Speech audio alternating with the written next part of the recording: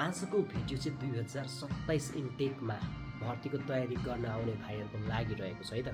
यदि तपाईँको सपना चाहिँ ब्रिटिस आर्मी र सिङ्गापुर पुलिस बन्ने छ भने चाहिँ आजको भिडियो चाहिँ तपाईँहरूको लागि है त। र अब तपाईँहरूले चाहिँ डकुमेन्टमा ध्यान दिन थाल्नु पर्यो है त। अब फागुनको दोस्रो हप्ताबाट चाहिँ हाम्रो अनलाइन रजिस्ट्रेसन फर्म भर्ने समय खुल्छ। त्यतिखेर चाहिँ हामीलाई के चाहियो भन्दाखेरि नागरिकता चाहियो है त। पासपोर्ट त्यतिखेर चाहिएन हामीलाई, अन्ली नागरिकता सिटिजनसिप चाहियो त्यतिखेर है। र हामीले त्यतिखेर चाहिँ ब्रिटिस आर्मीमा फर्म भर्ने हो कि सिङ्गापुर पुलिसमा फर्म भर्ने हो भनेर चाहिँ दुईटामा एउटामा जुनमा तपाईँको फर्म भरिन्छ, जुनमा टिक लगाइन्छ, जुनमा फर्म भरिन्छ त्यही नै तपाईँको चाहिँ फाइनल हुनेछ है त। फेरि मैले चाहिँ होइन फेरि म ब्रिटिस आर्मीमा फर्म भरेँ फेरि सिङ्गापुर पुलिसमा फर्म भर्छु भन्न चाहिँ तपाईँहरूले पाउनु भएन। अब डाइरेक्ट फेरि अर्को वर्ष चाहिँ फेरि फर्म भर्नुपर्ने हुन्छ है त। र फर्म भर्ने समय आइसकेको छ, आउनेवाला छ है। फर्म भर्ने समय आउँदैछ, धेरै नजिकै छ है। त्यस कारणले तपाईँहरूको बाबा मम्मी कतिजनाको विदेश हुनुहुन्छ अथवा कतिको डकुमेन्टेसनमा एकदमै धेरै समस्याहरू हुन्छ।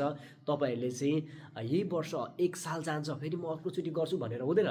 त्यही साल चाहिँ भएको समय एटलिस्ट तपाईँले भर्ती देखाउनु भयो भने चाहिँ तपाईँले धेरै कुरा सिक्नुहुन्छ क्या। अघिल्लो फेरि अनि अर्कोचोटि जाँदा अझै तपाईँको चाहिँ इन्स्योर हुन्छ क्या। अर्को पालि जाँदाखेरि चाहिँ अझै कन्फिडेन्स लेभल बढेको हुन्छ।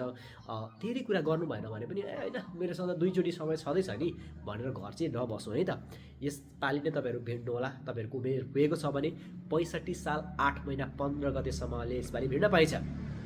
यानि कि अब यस वर्ष 2027 इन्टेकमा चाहिँ 2062 साल 8 महिना 15 गतेबाट लिएर चाहिँ 65 साल 8 महिना 15 गतेसम्मकोले तपाईँहरूले चाहिँ यस वर्ष 2027 इन्टेकमा भर्ती देखाउन पाउनुहुनेछ।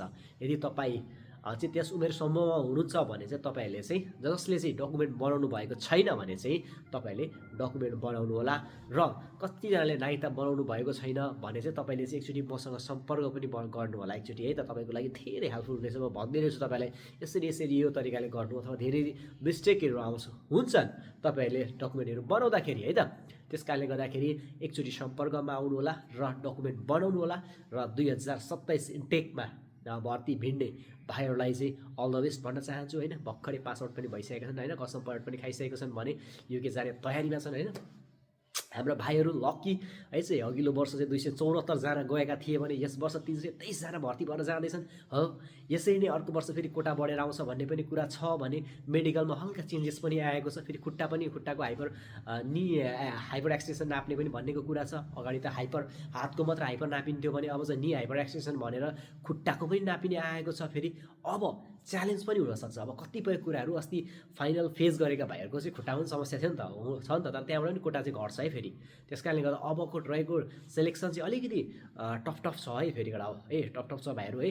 र 2027 इन्टेक भाइहरूको राम्रो होस्, राम्रै डकुमेन्ट चाँडै बनाउनु होला।